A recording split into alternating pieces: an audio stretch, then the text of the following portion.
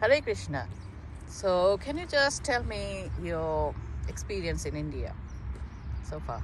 I know you are a Hare Krishna devotee and you really do japa all the time. Yeah. Well, there was I've had experience in the Himalaya on the Gangotri trail, where I found I was really close to Shiva. Wow. So close that when I found a Shiva lingam on a trail in the Tapawan, I bowed down to him in Dandavats, and something amazing happened. I could see the ground became very bright and very red, and it was a message from Shiva. Wow. He actually told me to go back and continue my journey, Here. my spiritual journey, Here in New to Zealand. come back to New Zealand. So, are you originally from New Zealand? Originally from in New Zealand. I was born in the South Waikato in a little place called Putaruru, which is on State Highway 1. Yeah. And I grew up in the Bay of Plenty, but these are just places for me. They're not places that I've ever been attached to. Today I live here in Whangarei, about 70 kilometres south of where my father's whenua is situated. Yeah. Once again, I have no affinity with this place materially. For a time I thought I did. I was very attracted by the beauty of it, Yeah. but now not so much anymore. I'm not here for the beauty of the surroundings. Yeah. I'm here because I see this thriving Krishna community that I can associate with whenever I feel the need. Isn't it interesting that so many immigrants come from different countries here? They love it here, and you, born and brought up here, you don't love it the way. No, Yeah. I don't have. There's nothing that I can think of that would embody the so-called Kiwi culture. Yeah. I'm just not a part of it. Wow. And that was from a very young age. I always felt, what's the word? Foreign. Oh, wow. I'm sure you were in India last birth. I mean, you were there. I mean, Oh, I in feel every it. way. Yeah. Oh, yeah. Yeah. Yeah. That's what I got to know, that if you feel like that part, so in the last birth you were there. So I'm sure that you were in India in your last birth. Yeah. So that's how you don't feel like this is your home, but rather than you feel more connection with India rather than here Yes, in I New do. Zealand, Yeah. isn't it? And Yeah. it's not the new India that we see. It's the places, the shrines, the pilgrimages. I've been to Gangotri, I've been to Badrinath, Yeah. I've been to Tungnath, Wow. I've been to Vrindavan, Yeah. I've been to Navadvip. Yeah. And yeah, sure, I've seen all the Taj Mahal and all the other places like that, but they didn't capture me like these places where that you read about in the Gita and Srimad Bhagavatam. And I've actually been there and experienced it. Wow. And I've had incredible experiences. I've touched the Ganga, I've tasted the Ganga, I've swum in the Ganga, I've touched the Yamuna, and I think I drank it too one night. And just the feeling of being close to God is the biggest thing that attracts me to India in the places that I've been. Yeah. That somehow the country of my birth means nothing. Wow, I really feel amazed hearing your experience, your story right now, because most of the Indians, they don't feel like that being an Indian, and because they don't have that connection, the connection you have, that spiritual connection, that you feel the feeling there, you drank the water and you could see, I mean, you could feel that Shiva was blessing you. It's really amazing, yes, for me, and especially to get to know you and your experience. I feel really blessed today. Thank you. Thank you. Yeah. Can you tell us more? Do you have anything more to share with us? Yeah. Every day now, whenever a Krishna's name appears, whenever I wake up now and I look at my deities in my temple, I'm constantly reminded that God is everywhere. And I'm going to say it, when I'm out there doing the so-called normal life, I feel a sense of separation. I'm actually feeling it more and more every day in a way that I never thought that I could before. It's good, isn't it? Yeah. I feel it's good because it's a spiritual awakening that you feel the separation, but you can get more closer with God with the constant chanting. Constant chanting and feeling it. For me, I'll tell you one thing. From our childhood, we could see that people are doing japa and everything, but I never could understand that why and what it is. Even though I could see it, now my dad does it. Yep.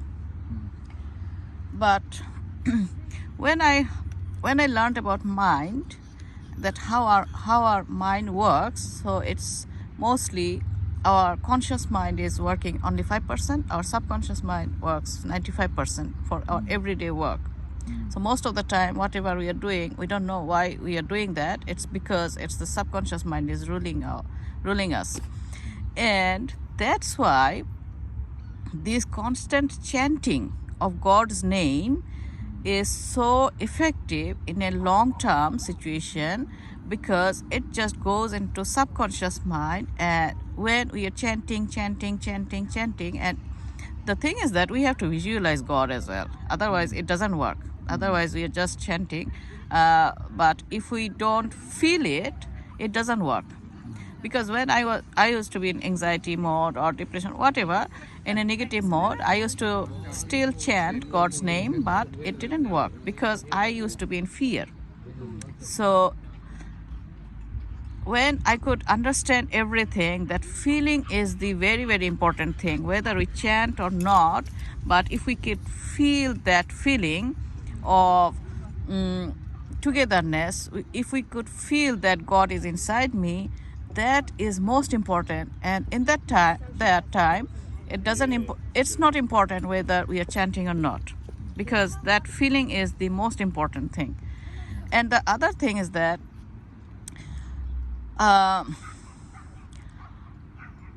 if we keep on chanting, then only when we are going to die, there is a possibility that we can still think about God, and we can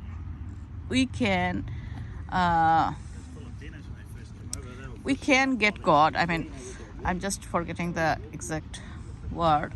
So we can immerse in God, and it can only happen if we can chant all the time. Otherwise it will not happen, because whatever we are thinking all the time, it will come at the last moment of this life. And yeah, so understanding. Can I relate a story to you about that? Yeah, sure.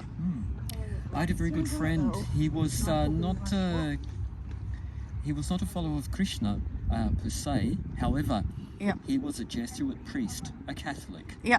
Very devout. Yeah. And I became friends with him. Yeah. And in the end, he developed dementia. Wow, okay. Yeah. And he had stomach cancer. He'd had an operation. And the last time I saw him, I visited him in the hospital in Kensington. And talking to him, he was talking like the year was 1989. His memory had obviously been hardwired up to that point, but after that, he still thought it was 1989. He was talking about events that happened in 1989. Yeah. And I watched and I listened to him, and I suddenly, a question popped up in my head, and I said to him,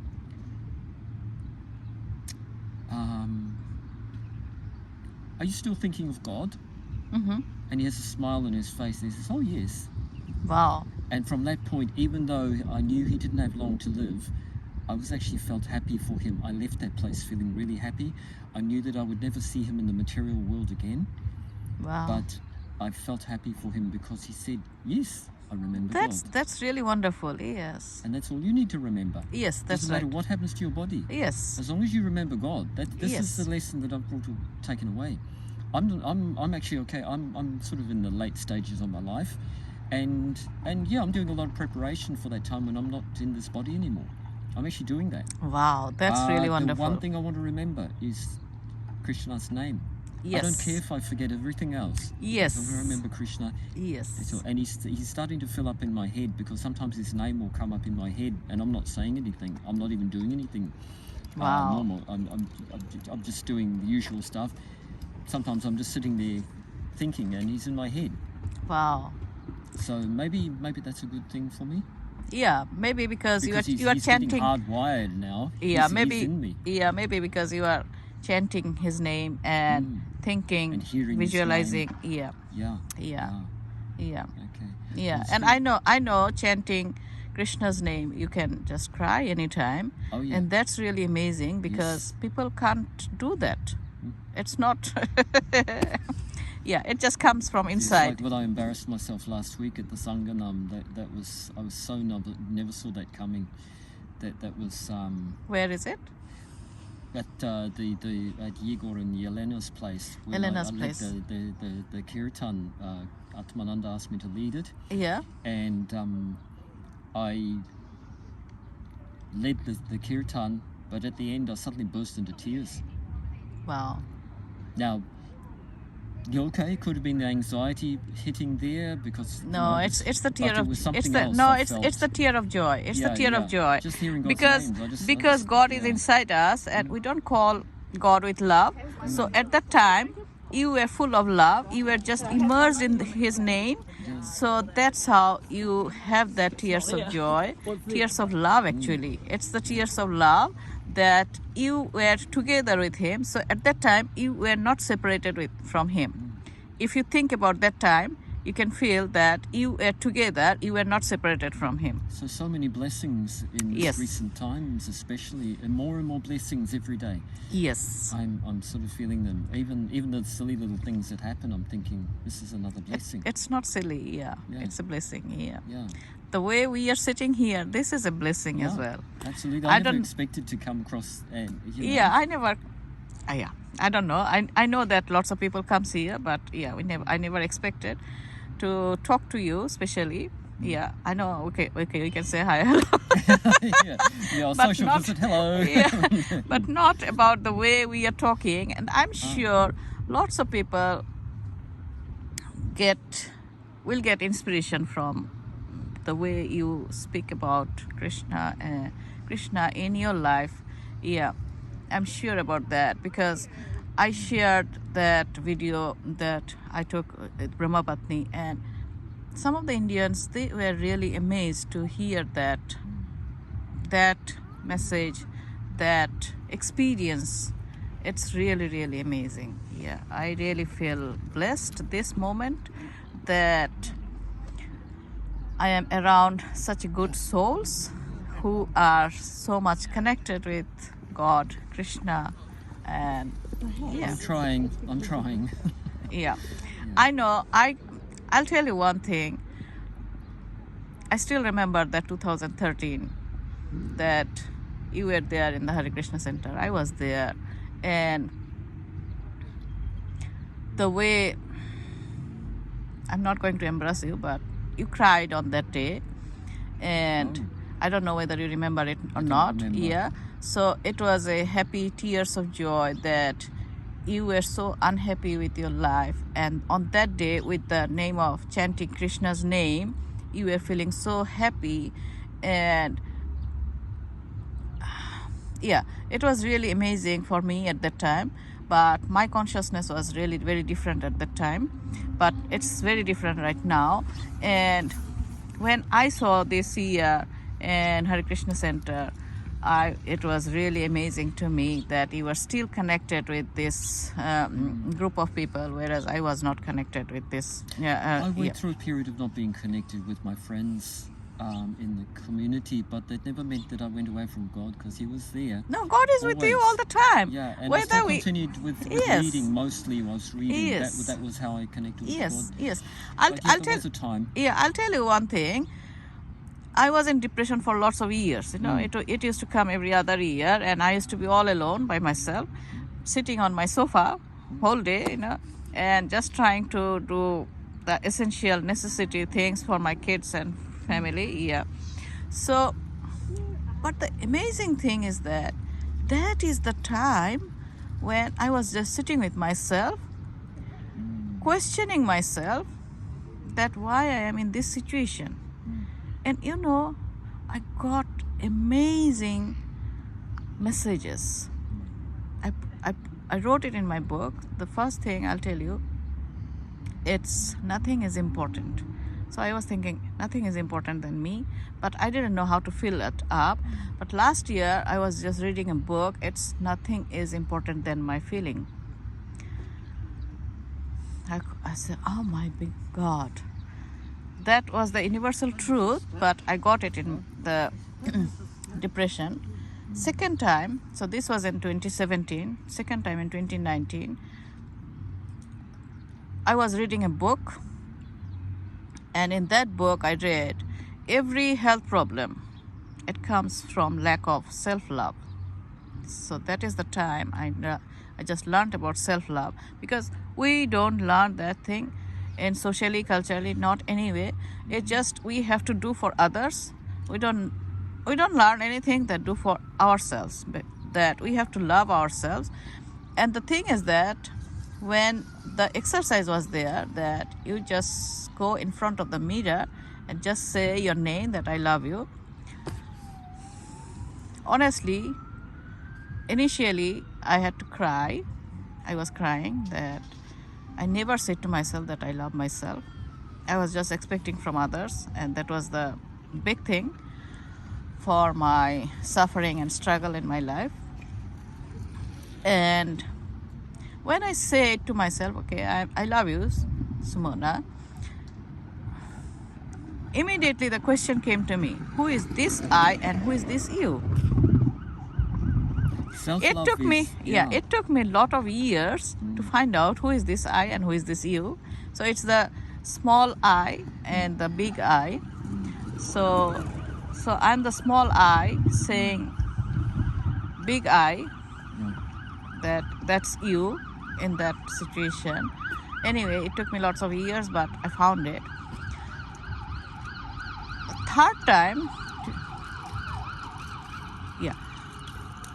So third time it happens that why I was still getting it, get that into a loop of depression, that I found it, okay, I'm doing so many things, but I didn't know that self-talk or whatever I'm thinking, I have to change that one. And that was a life-changing for me, because I was still thinking negatively, and that's why with that negative thinking, depression was still coming to me, because I used to feel sad, and when you are more and more and more sad, then you go into depression, and then it's very hard to come out of listening that. to the noise of the emotions. Yes, listening. Yeah. So I was, yeah, that is the right thing, that listening to the emotion, that I used to be sad, and I was just listening to my sad story again and again, that why I'm sad. Yeah. And the last one is really amazing. So there are 4 lessons I learned from the depression. Fourth one is really amazing, because it is that I'm a being, I'm not doing. So because God is in me, so I'm being, so I'm God, and I'm not doing. I don't have to do something to prove that to anybody, not to me, not to the world, no one. So that was really, really powerful, because when somebody is going through some challenges in life, especially the people who are people to prove themselves that, okay, I'm doing this, so I'm doing the great job, but they can't do it for some reason. Maybe they are sick, they whatever. For me, it was in depression. I was not able to do so many things. So I used to feel anxiety at that time when I used to think about that. And then I used to feel sad, and then I used to feel depressed. So I used to think about that.